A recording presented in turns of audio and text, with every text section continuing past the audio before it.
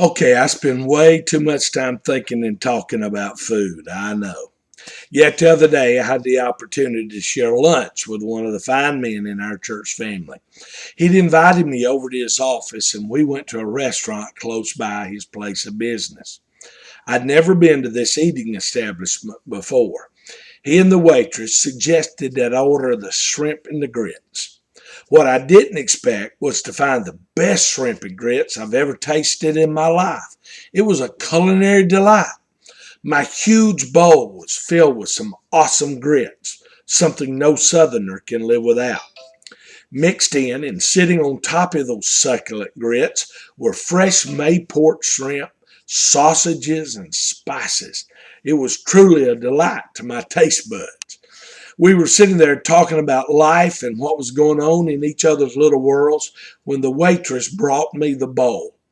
Upon the first bite, I felt as if I'd entered a Cajun vacation. It was exquisite. I had to calm myself down before I made a fool out of myself.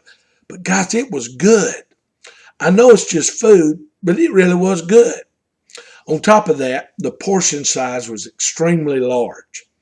I regained my composure and went back to our conversation. After an extended period of time, I looked down and realized I'd not even eaten half of it. We'd been talking and I'd been eating, but it seemed like the miracle of the loaves and the fish had occurred again. It must have been multiplying in my bowl. I casually said, "I don't think I will ever finish this. It's huge." That's when my friend said, "That's so big and so good, you may never get to the bottom of that." As soon as he made that statement, I grinned and said, "You may have just written my next reflection for me." The reason I said that was my mind has been on the love of God lately. For 40 days, we've been digesting how to love each other and how to love God. As a result, my mind has been in that train of thought.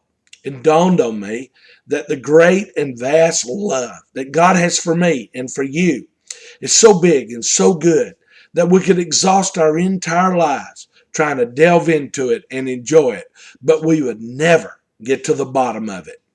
God's inexorable love is never ending. We will never use it up. No matter how much we experience the love of God, there'll be more left to indulge ourselves in. Perhaps that's what the great Apostle John was thinking when he wrote 1 John 3:1. He said, "See what great love the Father has lavished on us, that we should be called children of God, and that is what we are." John uses the Greek word potipus to describe the kind of love God has. Potipus is a word that's translated, "What kind is this? What sort is this?" In other words, he said, what kind of love is this? What possible sort of love could this be?